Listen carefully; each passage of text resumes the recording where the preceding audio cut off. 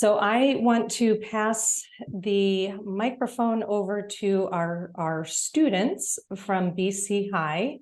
We have Will Hartford, Danny Moylan, and Jack Reardon, who I am going to let them introduce themselves and give a presentation outline of what they did. It's really, truly remarkable. So thank you. And with that, I am not sure who will begin, but I will pass it over to our very accomplished students. All right. Well, yeah, just starting off, I want to thank you guys all for coming, having us here today. It really means a lot to us. My name is Will Hartford. I'm Jack Reardon. And my name is Danny Moylan. Together, we are the co-founders of the Laudato Si initiative here at BC High, which is an offshoot of our environmental organization. And over the past 6 or 7 months, beginning in September, we've been working on compiling an environmental audit for the campus here at Boston College High School. We have a presentation to pull up too. There we go. Okay. Awesome. Can you guys all see that? Yeah. You guys good? Perfect. All right. Yes. Great. Awesome. So we are 3 students who are all friends individually, but we also came together because of our interest in environmental advocacy. We all had the opportunity to go to DC to go to the Ignatian Family Teach-In, which helped jumpstart a lot of this work. And together in our different areas, Danny and I are working on composting here in the cafeteria, and Will is also a member of the environmental club. Noticed that there was a stagnancy in our approach to solving environmental issues on campus as a secondary school and in general as just an institution that was resistant to a lot of the change that's necessary to meet these important environmental goals. And so we decided that the best approach to solve that was to take a step back and find out where we stood in relation to ecological justice through our consumption of energy, water, waste, and general products, and how that should be used to inform our approach to finding justice and care for the creation. Altogether, we wrote a 25-page report, which is what Ms. Steffens was speaking about, and that's going to be in hemispheres. That took a statistical approach, as well as qualitative interviews from across a wide range of staff and advisors.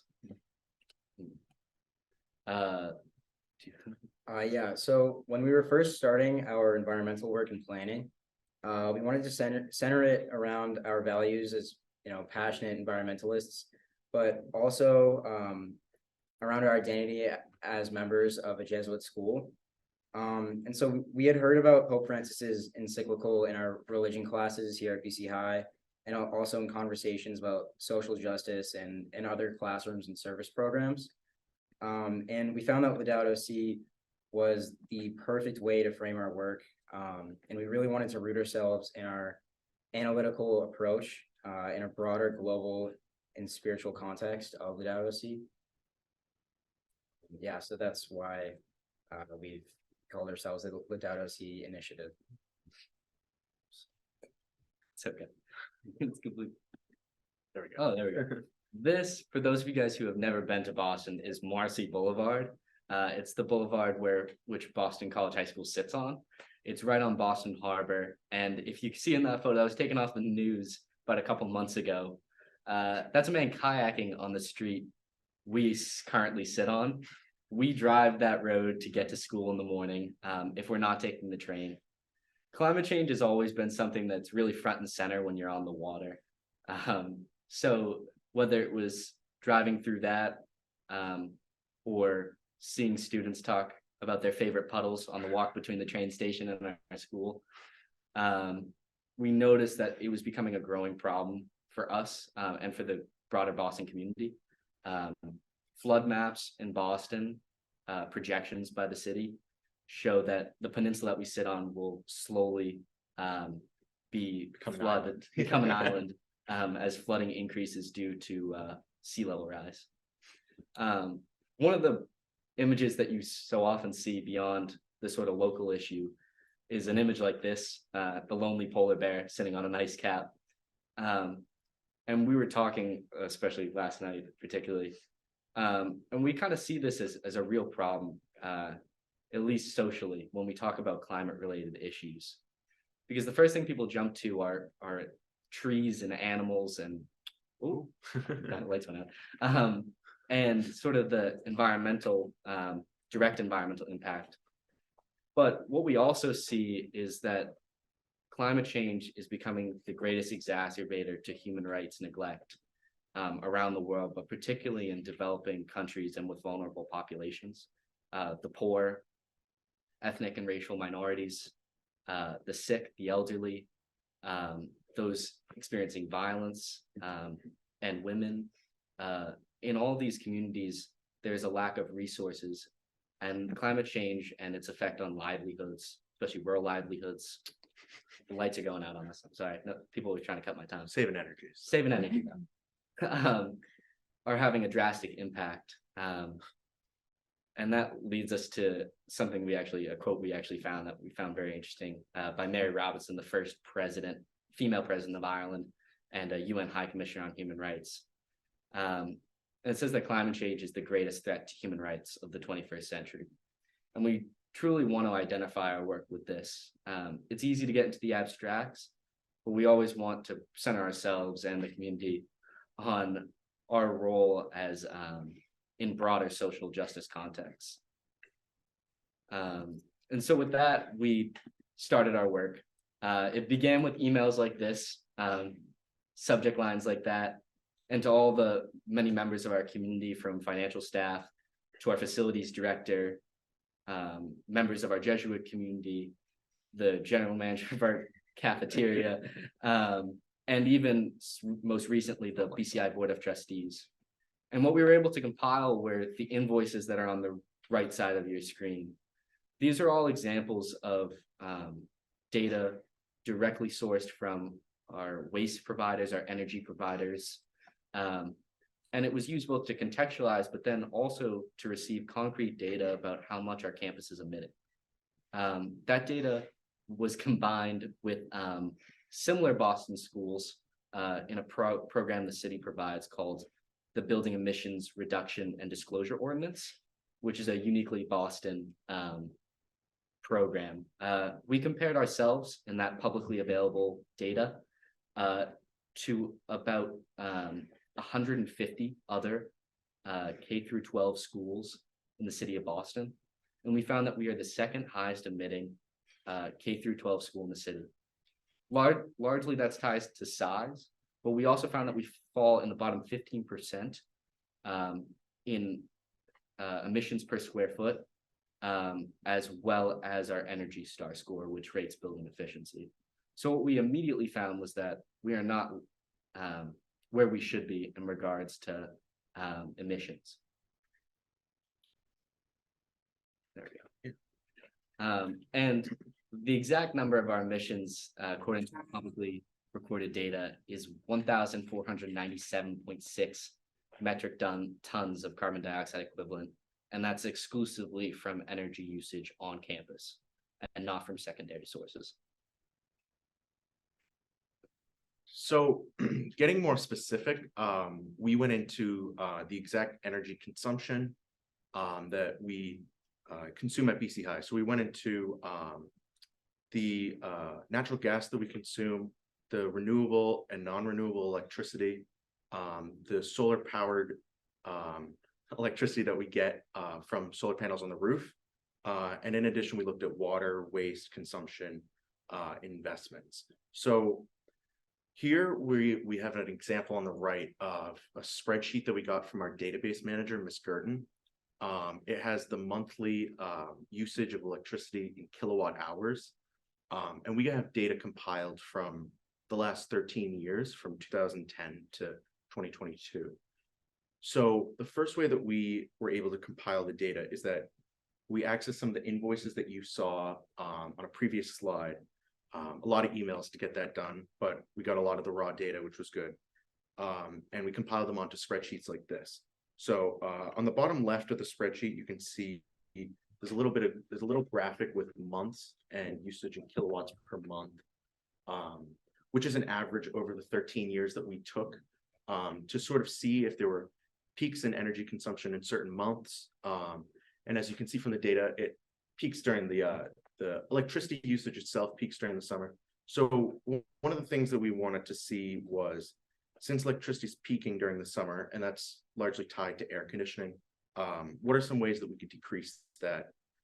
And one of the ways that we were able to access the data in order to find problems to solve was by compiling the energy audit. So here we have the total campus energy that we consumed on average annually over the last 13 years. So we divided it, like I said, into 3 categories for energy consumption. So we had natural gas, non-renewable, and renewable electricity. And the renewable electricity we generated on site with solar panels on the roof. In the graph on the right, you can see that about 3/4 of our total energy consumption is through natural gas. And the remaining quarter is in electricity. And that remaining quarter, 23% is in non-renewable electricity that we purchase off campus, our energy providers Eversource, and 2.5% is what we generate on the roofs of the solar panels. So by compiling this data into interpretable graphs like this, we were able to more easily see the deficiencies in our system. We could identify that since we have 74% of our energy consumption in natural gas, we were able to identify that that's an area that we could potentially reduce when looking at further actions that we want to take in the future. Additionally, through water, we averaged the water consumption out monthly, and we're able to see a decently defined curve. You can see the months of the peak, which comes in September, October, November, around the fall. We're using nearly 300,000, upwards of 300,000 gallons of water every month on average. And as you can see in the months with the lowest consumption, July and August, we're still using about 250,000 gallons of water per month. And again, why we compiled it into this way is because the monthly consumption can tell us a lot about what the water is going towards that we might not necessarily get just from the raw numbers. So we can see here that in the summer, we're watering our facilities, we have sprinklers out, and because of that, we have a decently strong consumption of water at 250,000 gallons monthly, but it's not as high as when there are students in the building, like in the months of September and October. Next slide. As we mentioned before, BC High, we found out, uses on average around 1,500 metric tons of carbon dioxide equivalent in emissions every year. And that number is pretty arbitrary. It's hard to understand what that means without having a reference. So here we have just what our carbon emission is equivalent to. So the carbon that's sequestered by 1,772 acres of forest is equivalent to the amount that BCI produces every year. So a forest that's the size of the town of Chelsea, Massachusetts, about 2.5 square miles, is what we would need to reduce our emissions to net zero at the current way that we're projected to do so. Additionally, about 3.7 million miles driven in a gas-powered vehicle is what we produce every year. And another way to contextualize that is 189 US homes produce as much carbon dioxide equivalent as BC High did in 2021. And on top of that, our energy costs, we wanted to look at a way to change minds, usually is through pockets. So we wanted to be able to understand the economics behind some of our energy consumption. So we're locked into a contract with a solar panel agency. As you can see, the first number, the 23,000, that's how much it cost us to buy back our solar energy that we generate on the roof. And if you go back to the graph that I made, we only have about 2.5% of our total energy being generated from the solar panels. And compared to the last figure, you can see 83,000 for the cost of natural gas. Natural gas makes up about 75% of our total energy consumption. So by looking at the costs, we're more able to identify why there might have been some resistance to change. Natural gas is by far the cheapest energy that we could use at BC High. It powers a lot of the heating, and it powers a lot of stuff in the cafeteria, like gas stoves. But we do also see that the clean energy that we generate is cheaper than buying electricity at Eversource. And we found room for improvement in our solar panels. The solar panels that we have are 13 years old. They're not of the latest and greatest technology. So something that we're going to be focusing on in the future is being able to expand our usage of solar panels to get the percentage of electricity being generated by solar panels higher. Yeah, so another area we looked into was the school's waste. And in order to accurately gauge the school's consumption and waste habits, we based our graphics on invoices from our waste provider, or public services. And these were provided to us by our facilities director, Mr. Keith. Our data indicates that the school produces approximately 125 tons of waste each year, just including compost, recycling, and trash. And since the beginning of this year, the Rupe division of Greener Eagles has been implementing a composting system, originally headed by Jack and Danny here, which has already diverted just under 15,000 pounds of food waste from landfills. We estimate that our composting and recycling amounts to about 37% of our total solid waste.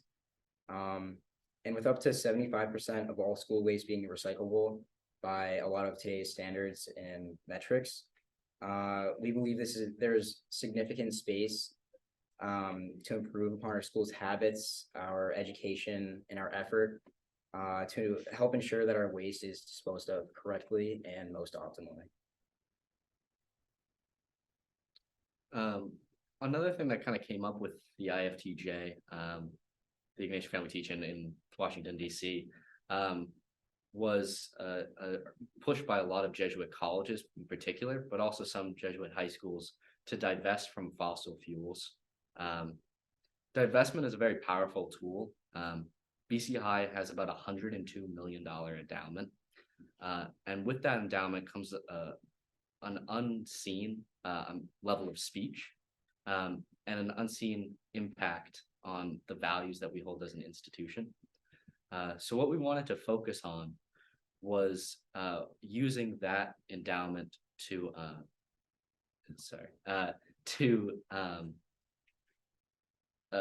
invest in companies and ventures that support our ideals and our values. The Jesuits and other universities have divested from tobacco, alcohol, weapons and defense contractors, gun manufacturers, and fossil fuels is becoming the next stage in that divestment process.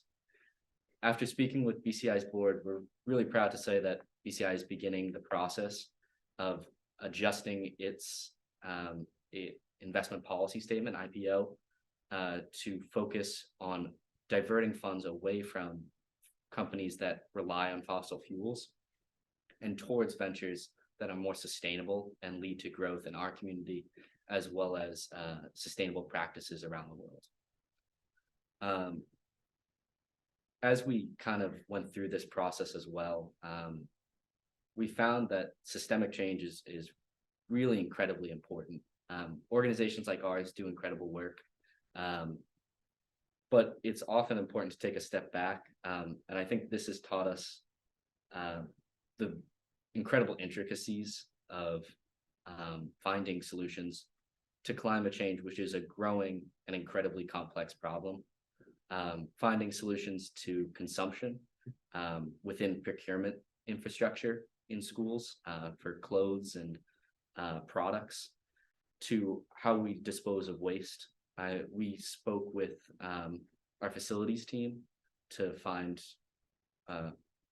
what Will was speaking about, waste records from our main recycling and trash providers, as well as the company that disposes of our electrical products and technology. We spoke to 3 different energy companies. Eversource is for our electricity, Clean Capital is for our solar panels, and National Grid is for natural gas. So across all of these, we really had to engage with a diverse group of campus, important people on our campus, and with students, and with even as far as the vice president of our energy provider, Eversource. And through all this, we hope to make change here in our community. And we think that this model of an analytical approach, a student-led approach, a grassroots approach to solving climate change is important for Jesuit secondary schools, and for really all institutions who espouse the values of social justice and sustainable development. Do you guys have anything more? This is what we're trying to do here at BC High. It's tentative, and we're still speaking with our principal, Mr. Lewis, to try and figure that stuff out. But if you guys are fine with it, do you guys want to open up to a question? Yeah, I'm good with that. have a conversation a little bit. If you guys have really interesting questions, obviously you'll be able to read the report in its entirety through Ms. Steffens. Yes. Wonderful. Thank you. I imagine that everybody else is as in awe as I am of the professional way of this report and the work that these students did. I am going to lead you off with a question that I am very curious about. This is a difficult subject, especially when it comes to what changes am I going to make at an institutional level. So I would like to ask the 3 of you to give us feedback on how did you approach this with your school leadership? How difficult was it to get the information, and how did you do this in a way that felt comfortable and safe, I guess, for everybody, where are you because getting you're energy from? asking some pretty important questions. I have to say, I'll be the first to admit I'm not the major math guy in the group, so they did most of the data as far as like Will in the waste and Danny in the energy. I was mainly the person hunting people down for information. I'm sure most of the staff here can say that I've sporadically showed up at their office or sent them emails at some point in time over this process. Obviously, there's a level of respect that's necessary and cooperation. Change is something that comes slow, and for obvious reasons, it's difficult when dealing with really firm institutional structure. But especially from a student perspective, it was really, we were really able to frame it as a learning experience, and to have conversations with people about their work. I know when we spoke to the vice president of Eversource, who graciously offered to come speak with us, he mentioned the facilities director, Mr. Keith, here at BC High, and he was saying that people never have conversations with their facilities directors, but we really all should be, because they hold so much vital information about our campus that's so important to our growth as an institution. And if you ever talk to Mr. Keith here at BCI, if you guys ever happen to be here and have the opportunity, he has a ton of information on everything from our general infrastructure, our engineering, and our waste. He coordinates all the companies that work with us to provide some of our consumption needs. And so it was really just about engaging with people and offering to learn from them. I think one of the things, like you said, is recognize like respect.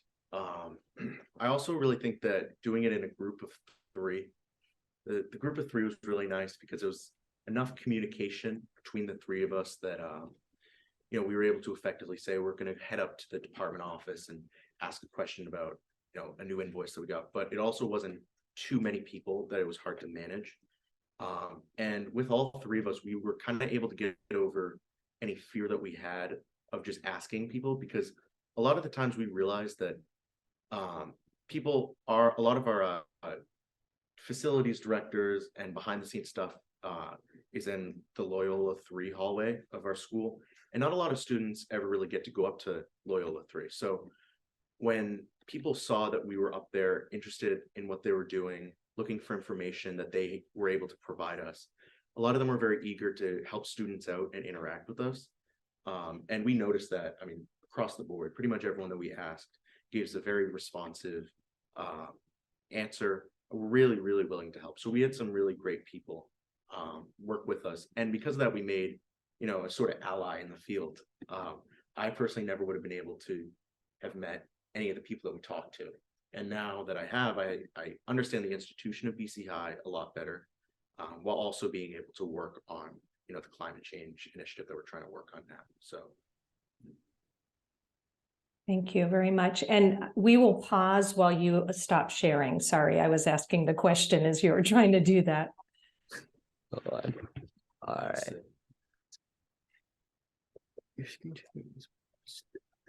There we go.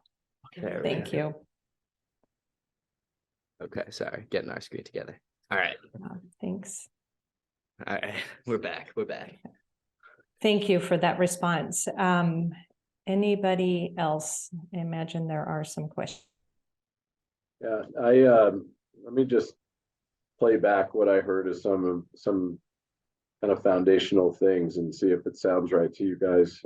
Thank you, by the way, for sharing your process. I appreciate it. Laudato Si is a foundational context for, you know, how to orient yourselves to what are we talking about and why. And then really looking at consumption, really. At the beginning, I think you referenced fossil fuels, but I think some of your interest areas went into other areas that don't relate to fossil fuels. Is it fair to say that it's really looking at consumption and maybe conservation as a word to orient to as well? Absolutely, yeah. I think we recognize like a certain intersectionality with a lot of these issues with labor and environment and, you know, poverty and social justice. Definitely. And we also looked at how certain products that we procure also relate back to our environmental impact, because yeah, like you said, it's not just investing in fossil fuels and, you know, our energy consumption or waste. It's also the products that we buy and how the money that we spend on those products can directly or indirectly also fund the institutions that we're trying to work against. So yeah, that's a really good point that you made. Yeah, and I know we spoke together this morning just about how one of the main obstacles and issues we found when trying to enact change here at BC High was just the habits and resistance to change within not only the student body but the faculty body as well. What I mean by that is that it may be really hard to change habits that have been reinforced and potentially bad habits that have been practiced for years before we've come here, such as correct recycling, waste management habits, composting.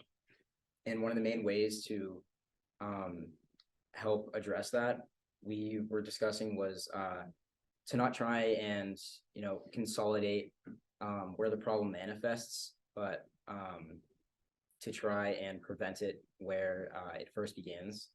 And I think for a lot of waste issues that we have at our school, that really begins and starts at our consumption habits. Yeah, I think it's easy in a lot of environmental work that you'll see to first talk about humans and how they're not making the correct decisions, when really it's the institutions and the systems that are failing people. It's easy to say that people aren't recycling correctly, but the question becomes, what's wrong with our recycling education? What's wrong with the products that we're purchasing, that they're not consistent, that they're made from not easily recyclable materials? What's wrong with how we are engaging with people? And if trying to find ways to remove that human variable out of the equation completely, to find solutions that are much bigger than kind of the simple, easy, superficial solutions that often get discussed. I wonder if you guys interfaced. I mean, we've used compostable materials, for example, in our cafeteria.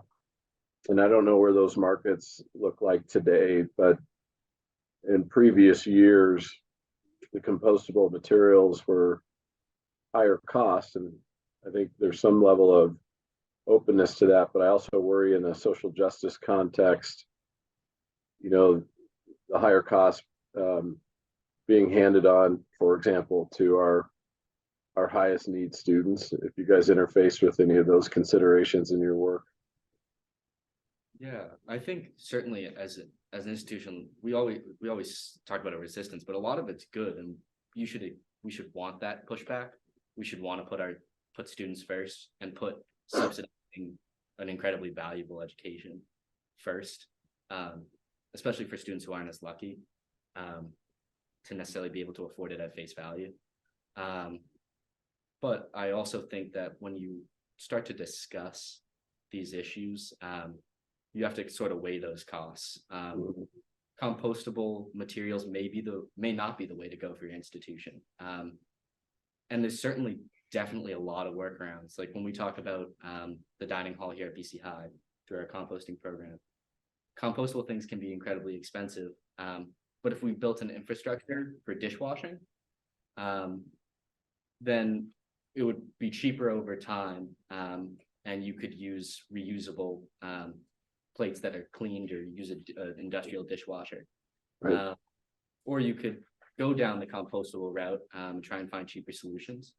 But also it can be used in an educational sense, incorporating students into finding those solutions, and understanding that when we invest in a product, we're investing in it because of what it says about our institution and our commitment to our values.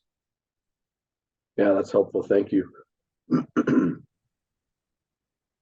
Thanks. I have a question for the three of you, and I apologize because I missed a little bit of the beginning. Could you remind us how this project got started? Was it part of a class? Was it something that you did all on your own?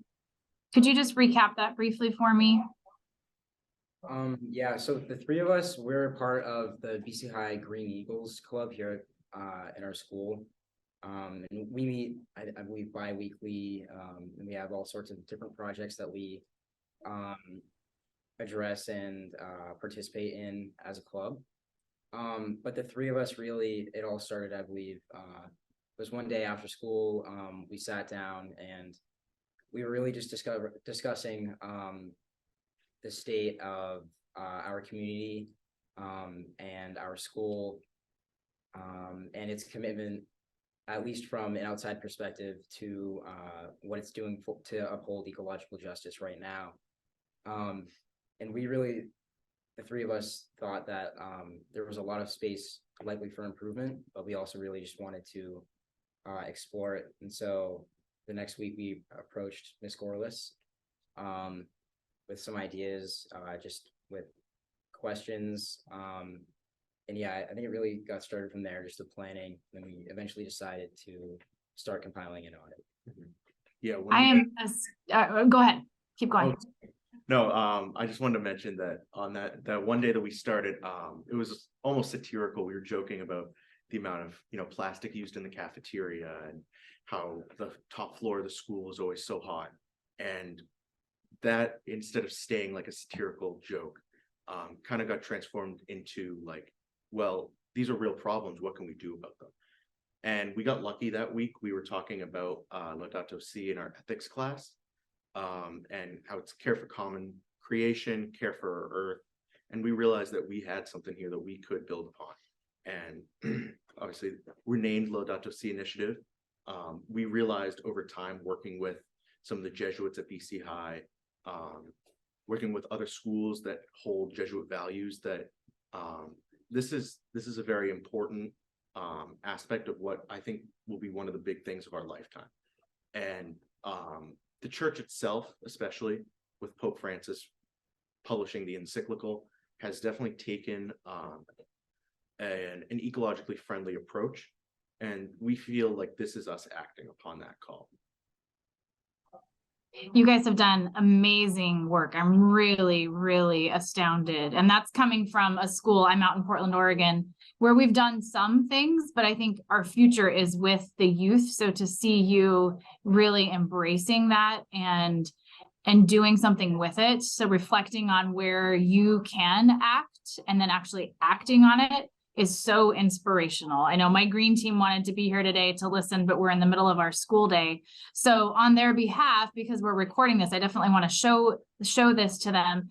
But I think my question to you is, where do you recommend that students start? Because your voice is important. And I think that our administration, the people who are running our schools, like the principal, the president, the board, they want to hear your voice. And the fact that you provided data and numbers, that speaks to that group of people. So where do you recommend that students start? And the follow-up to that is, you know, you're passionate about this, so I'm sure the time that you invested a lot of time. So I'm also wondering, you know, what time frame? I know this was a 6-month project. How much time would you say that you spent, let's just say a week, trying to compile this, and what would that look like if a student wanted to undertake it at their own school? Yeah, certainly. As far as the time goes, I don't know. Do you have it wasn't as much as you'd think it would be. It also depends a lot on how receptive the people you're speaking to are to having those conversations and how quickly they can kind of get back with the data.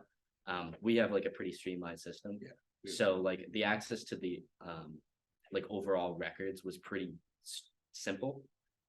Interpreting those and putting them into graphs and breaking them down for, you know, broader consumption was the kind of more difficult step. So it's kind of shifts based on the institution you're at. We are designing a document right now that would kind of explain how we did it. So we'll try, if we have the opportunity to contact you, we'll send you that and just kind of share the process we did. We used a lot of things that are here in Boston and in Massachusetts that may not be available in Oregon. But a lot of it's national programs like run by the EPA and calculators and different options. As far as, you asked about creating it, like how to get students started on it, like where to begin. Yeah, just what your recommendations, like I have a student green team, you know, and this would be a good place to start, but I'm also thinking of other schools who don't have that, what would you say was kind of the biggest help to you as students in beginning this process, you know, to say like, hey, we have this idea, what do we do with it?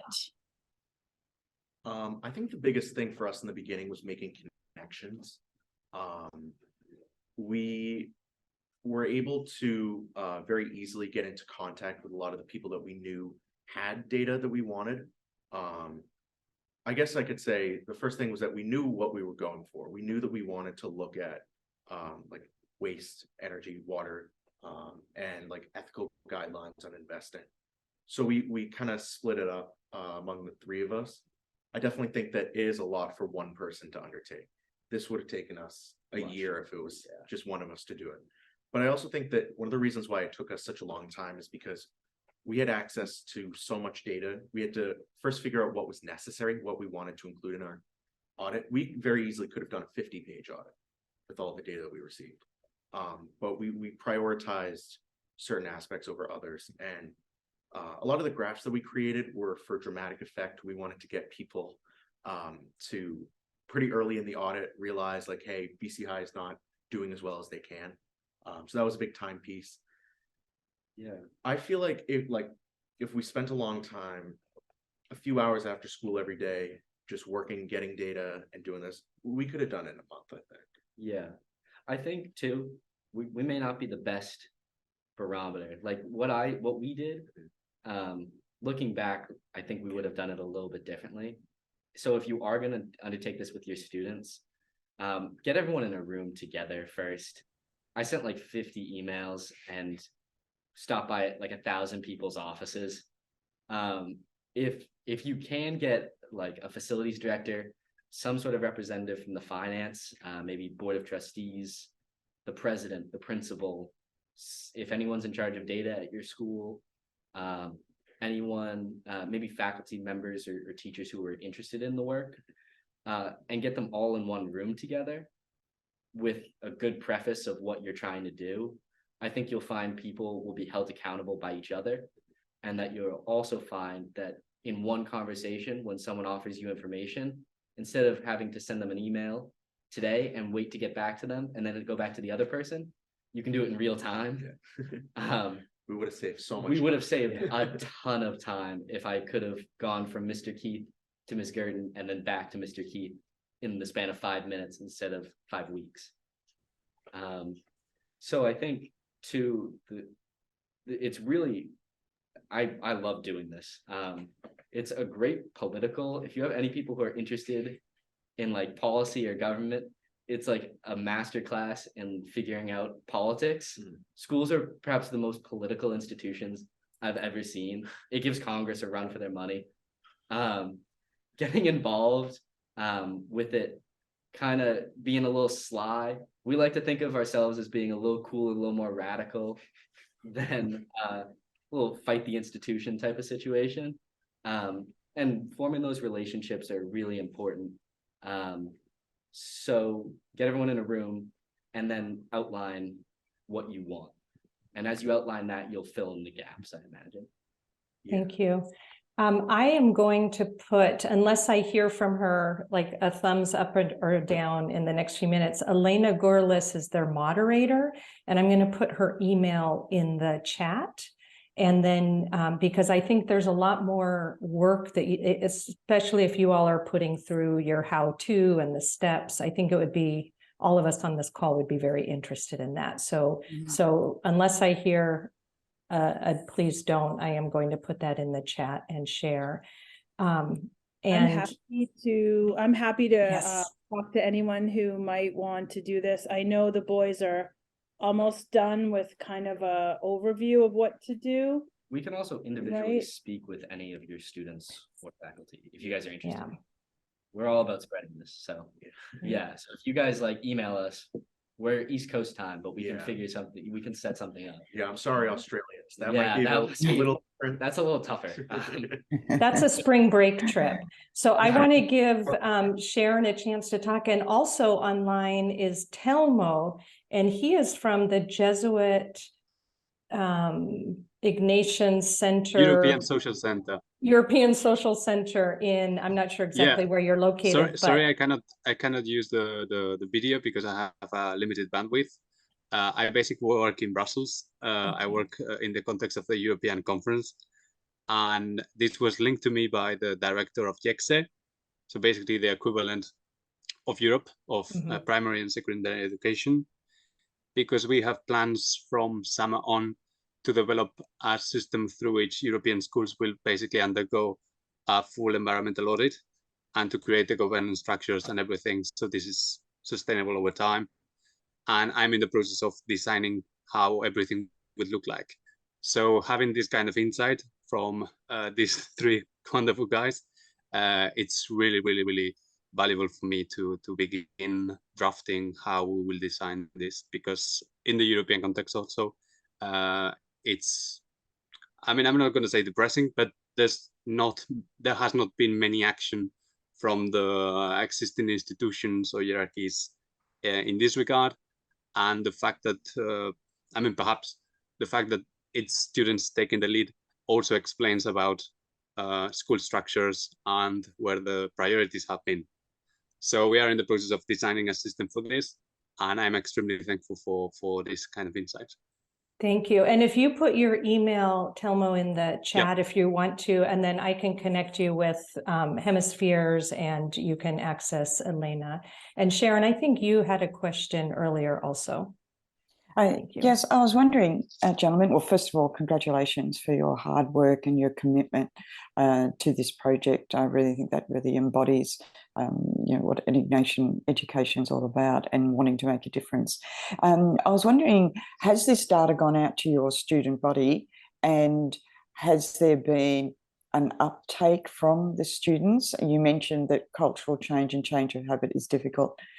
So how are you going with the student body? Yeah, that's actually, I believe, really our next objective really is getting out to the student body. We have started to distribute a few copies, email files to different teachers, but we really have yet to get started on getting out our report and our information and our takeaways to the general student body and different subdivisions within our school community. But it's definitely what we're going to be focusing on next. Yeah, we've had a lot of interest from students just by telling them that we're working on an environmental audit. A lot of people have been like, oh, that's awesome. Can I work on it with you? So we've definitely seen a lot of interest. We have this week, we have it sent out. We're going to get it sent out to the whole student body on a school-wide email that hopefully students, parents, and faculty will all be able to access, read, maybe just skim, and hopefully be able to take action on it. We're definitely in the next few weeks going to be expanding to get from the conceptual phase of like, what can we do, to the actual phase of what are we doing. So that's going to be coming soon. Thank you. We have 5 minutes left. Are there any additional thoughts or questions? If I could say one thing, I also do our green team at Walsh Jesuit High School, and I'm a theology teacher in Ohio. And it's amazing what you have done. It's amazing the level, the depth of your knowledge, your wisdom, your interest. Like, I'm just in awe. I really am. Even if nothing comes out of your audit, even if your school decides they're not going to do anything, you've just inspired so many people to work on this at their own schools. So know that there's a lot that's still going to be happening. I heard that you mentioned the IFTJ, and I'm wondering if you will be speaking at that in the fall, or have you been invited, or perhaps maybe we could just have a session where some students can meet with you if it's not like a formal presentation. Yeah, we've been talking with our campus minister, Ms. Troy, actually about that. We have, one of the Jesuits in residence here is Father McMillan, who was like, if you were there last year, they gave him a big round of applause. He was the only one who's been to all like 25 of them, whatever, since the beginning. So hopefully we'll get involved with that to speak. But if not, I think we can get down there, and even before then we can Zoom with anyone. Us three are definitely going back there next fall. I think this past fall the Ignatian Family Teaching was really one of the largest motivators and accelerators for us. Especially just like this past year, if you were there, you know that it was really centered around environmentalism as kind of like the core speaking point and central idea. And so, I mean, we listened to Mr. Bill McKibben in his talk about fossils against fossil fuels, and hearing him talk in different breakout rooms, hearing other schools, it's really what kind of excited this process. Yeah, we'd love to share. So yeah, hopefully that happens. We haven't heard any word specifically yet. We will make sure that they get a copy of this tape. And I think there are a couple of us on the steering committee, actually. Trina, are you on that as well? No, I'm not, but I Okay. know Chris Carwell, and my husband is very involved. So good. Yeah.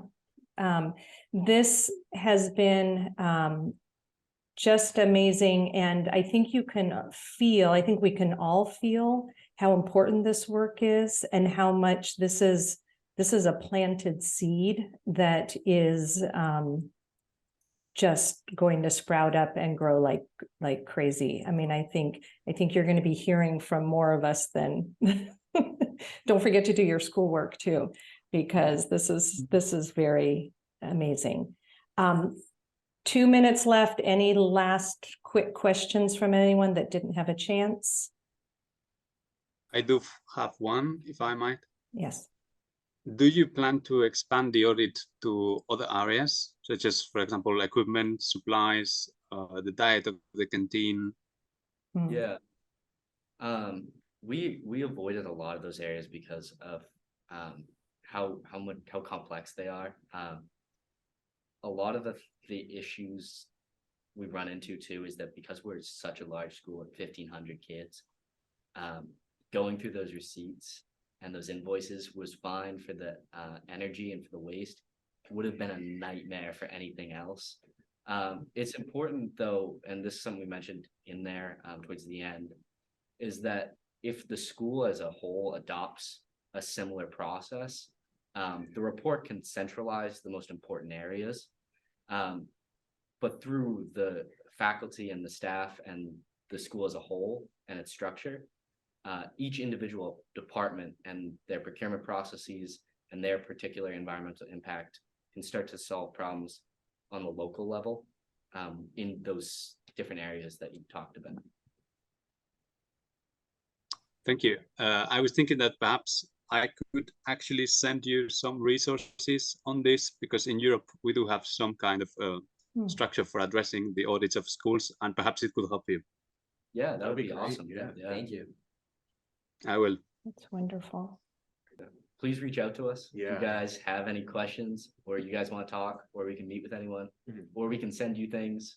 We have a whole group. If you want to see our invoices and our data, you're more than happy to in the form we got it, as long as Mr. Lewis and everyone else gives an okay. Spelling states. But other than that, should be good to share all the information we have. And we would be more than happy to speak with anybody or groups of students. This is something that we're all very passionate about. So any chance we have to expand this to another school would be a great opportunity. So very open. Thank you so very much. Thank you for your time. And thank you to all of you who made time. I know how busy our school days are. So we appreciate your attendance. And this is a conversation that is just beginning. So thank you all. Thank you. Thank you guys. Thank Thanks you. for coming.